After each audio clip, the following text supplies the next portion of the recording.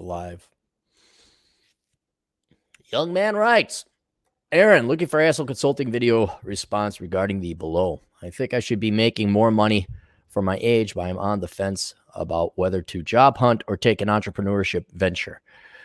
We want, I know, Cappy, not everyone has. All right, go watch my video, The Two-Prong Approach. That is absolutely necessary.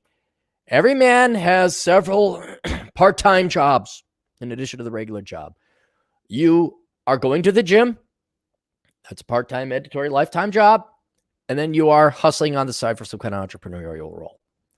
I know not everyone is going to have their entrepreneurial gig, but before you start a family, you need to at least start making you need, at minimum, diversifying your income. So you are not reliant upon I can't even say baby boomer fuck because they're all retiring and now they're starting to go, and they can't work at the top echelons of society no more. You need to just not rely on corporate America. You need to not rely on your boss. You need to be an independent contractor. You need to be the 1099 superior race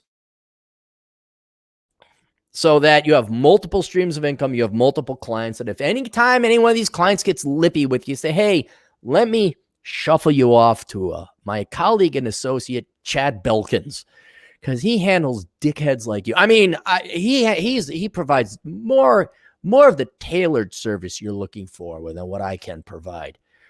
Bye. You have to, it's not or, it's and another here. Let's add a third part-time job. Though not as involved as working out, you're always sending out a resume occasionally, seeing if you could get that better job. It's like chasing after girls. Oh, I got one. This will suffice. No, you date 5. You're getting lippy? Okay, bye. I got Tina over here. You're getting lippy? No, I got Madison over here. She's young, and you can tell because she has the name Madison. Yeah, that's what I don't know. It's town in Wisconsin. Yeah, you're doing both. So whatever, and don't.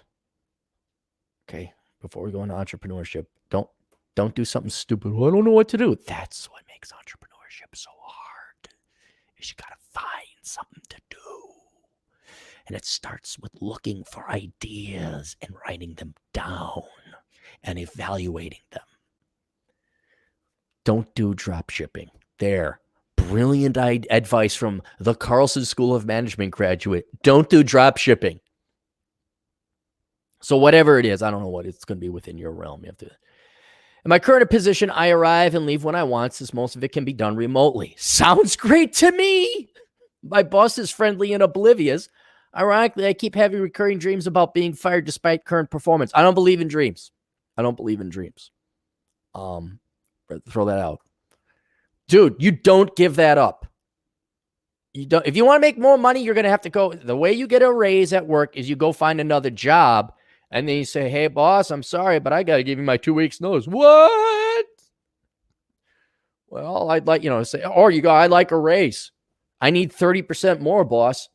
What? It's not in the budget. Okay, well, I'll see you. Here's my 2 weeks. Whoa, wait. Something just came in. Oh, it's in the budget. So, but I want to give up your job. You got a boss that is friendly and leaves you the fuck alone? Are you kidding me? I'll say it again in case you need it. A good boss is worth at least a third of your salary. At least. You get to do all your work remotely. It doesn't get better. Stop thinking the grass is greener on the other side. Don't you dare give this up. And if you want to play the game, you think you get more, well, go get a job that actually offers more money. They go back to your boss, say, look, I got a job offer for this. Can you match this? And then you got the money and you didn't have to give up your great boss. I've read Bachelor Pad Economics, my favorite. It should be. Yes. Reconnaissance Man and Worthless. My long-term goal in terms of salary is $120,000, specifically to afford raising 4 kids with a stay-at-home wife. Crazy, right? You don't need $120,000. You don't need. Look, you get a 3-bedroom house. Preferably 2-bath. I'd splurge the extra money on that. Okay, here's something. Here, you read those 3 books. Here's another book you can read. Make your life a lot easier. Go get Poor Richard's Retirement. You do not need $120,000 to raise 4 kids. Not at all. I know a family that gets by on $35,000 and they raise 6 kids. So that's 8 people in total. Now, admittedly, they live out in the sticks, but they do it. What I would strongly recommend you do is you read Poor Richard's Retirement, or you go look at a budget, and you could probably raise 4 kids. I bet you, as long as you're not living in San Francisco or some really expensive place, you could probably raise a family of 4 on $60,000. You got a budget. You have to do without. You got one okay car and you got a crappy car in case the okay car goes down. You learn to be a mechanic. You get by. Hand-me-downs. The kids, they got bunk beds. You have them all in a row. That's what I would recommend. You don't need $120,000. I mean, if you could get it. And I would say raise them like you're only making $60, so they learn poverty. They learn the value of a dollar. They learn love. They learn family. This also presupposes you pick the right woman and she's not a psychopath, and you treat your kids right and you spend time with them. Otherwise, if they get divorced, hell, it doesn't matter how many economic lessons you did. They're still going to turn out fucked up. But look, you already want to find a stay-at-home wife. Well, okay, that's the hardest part right there. But since we're living in La La Land and like, oh, you got $1 billion, you at the Mall of America, let's indulge your fantasy here a little bit. Make it a little bit easier. I think you could cut that in half. You got to find the right woman, though. They're going to have to find the woman who not only is going to take care of the kids and raise them and all that, but critically, back in the olden days, women were also the budgeteers, if that makes any sense. You go make the money, they go spend the money. And I don't mean that in a frivolous sense. Hey, I found Shopper Joe. They're offering meat at 40 cents a pound, but Butcher Mike's offering it at 25. I'm going to go over to Butcher Mike's. That was a very key and critical thing that women did back in the day, is they'd stretch the dollar. And that's going to become very critical if you're not making that much money. But I don't think you need to make $120,000. Family is very important to me. Hoping to do some good in the world by being a proper father and husband. I'm not worried about the guys. I'm really not. If you're making good money, let's take a look at all your details. Oh, keep this information discreet. All right. I don't care about your Briggs Meyer. Is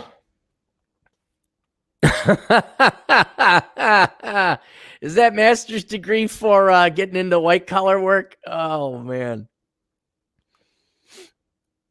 Okay. Yeah, you have a lot of discipline. I know you don't want me to say these things. You have a lot of discipline. You are a hard worker. You make a handsome wage.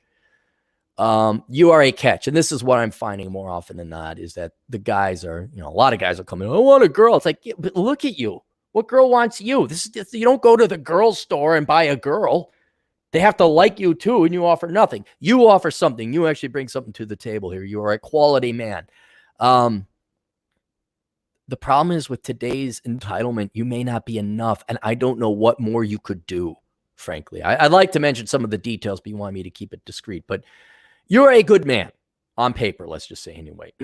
You on paper bring a lot to the table, and you make a good father. I don't think you need to make $120,000. You're doing everything you can. I think you are going to make a good father. Being able to work from home, dude, that's another thing. I'm sorry I didn't think about this before. Let's say you make $120,000. If you got to go to an office, well, fuck, now you can't be a dad, and a family's really important to you. Get the job that allows you to stay at home. Get that den. Spend the extra money on the study den. Remember that? I don't know if you're too young to even remember, but men used to have a den. Don't you go in there when your father's in there. He's busy. You don't go in there. And I'll tell you this. I'll tell you, motherfucker, something. When I build my modest house, because I don't have a lot of money for a big one, I'm going to put a fucking den in there. I'm going to soundproof it. And the woman is not allowed in there. Not because I have a bunch of horrors or I'm looking at porn. I don't want the fucking interruption. Because when I'm uninterrupted, I can get shit done. If there's kids running around or they're not conscious of it, dude. They're not conscious of it. They see you like, hey, what do you do? You could be banging away at the keyboard with diagrams up and sitting there. Smoke could be coming out of your head because you're thinking so much. You're such an. They'll come in.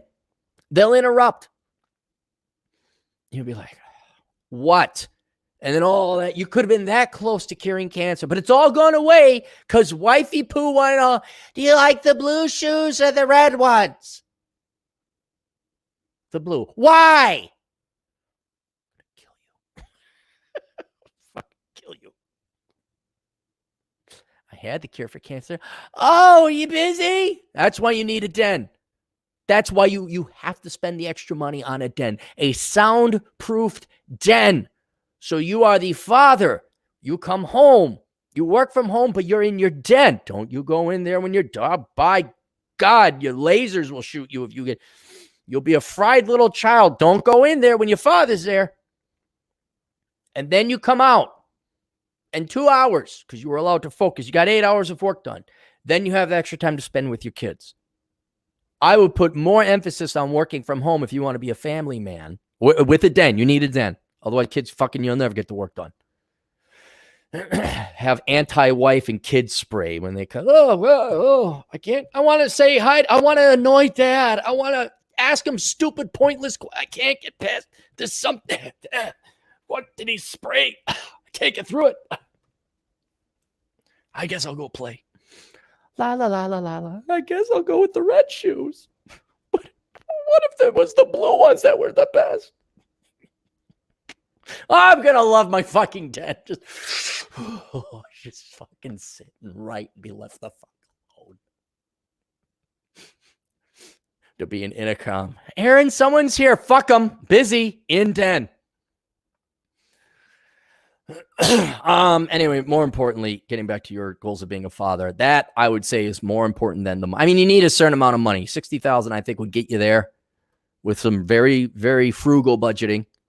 Ideally, more is better, but I work at home at least 3 days a week because I can take care of it. Work, shove that shit right back in these corporate motherfucker, HR, CSR, hypocritical assholes. Oh, employees are your best asset? You want us to have a work-life balance? Then I think you'll agree with me that I work from home 3 times a day to watch my fucking kids. Well, no, we don't have that arrangement. I guess I don't work here then.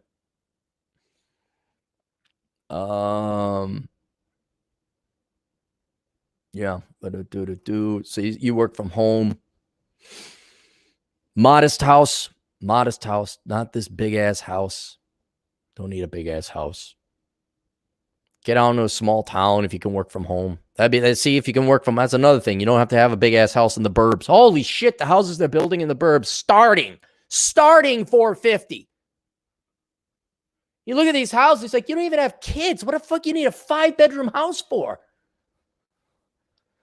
Well, Bobby got a promotion, and then we just had to live. They all got neighborhoods now, not real neighborhoods like it used to be in Milwaukee or Chicago, or like, oh yeah, you're in Cicero.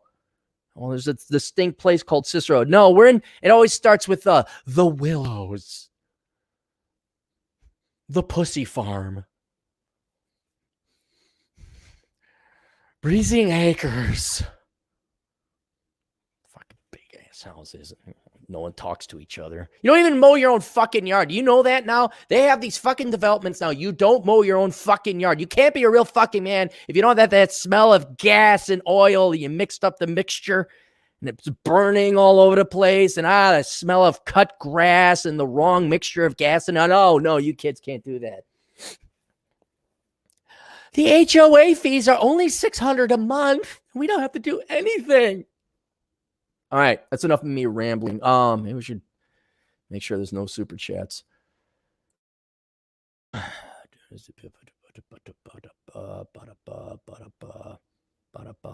right, nobody's here. Sweet.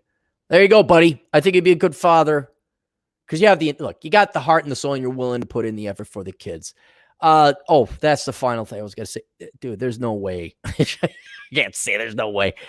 You're gonna have a hard time finding that stay-at-home wife, man. You're gonna have a hard time. I mean, good luck, buddy.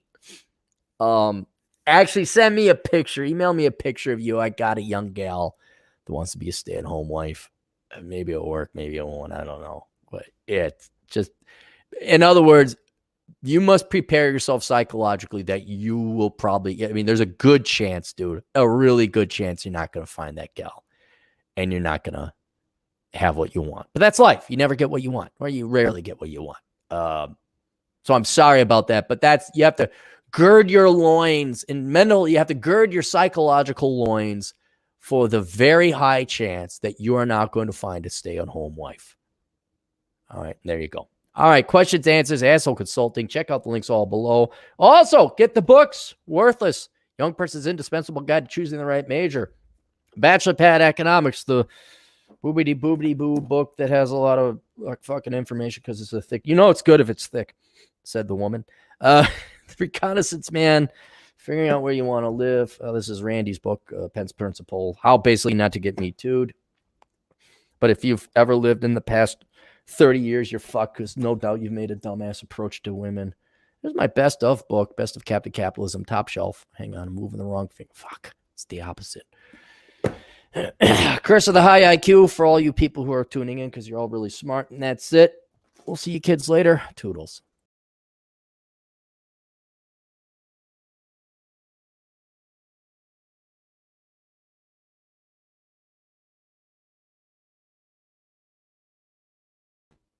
I did that wrong. I left the studio. I didn't end the broadcast. Toodles.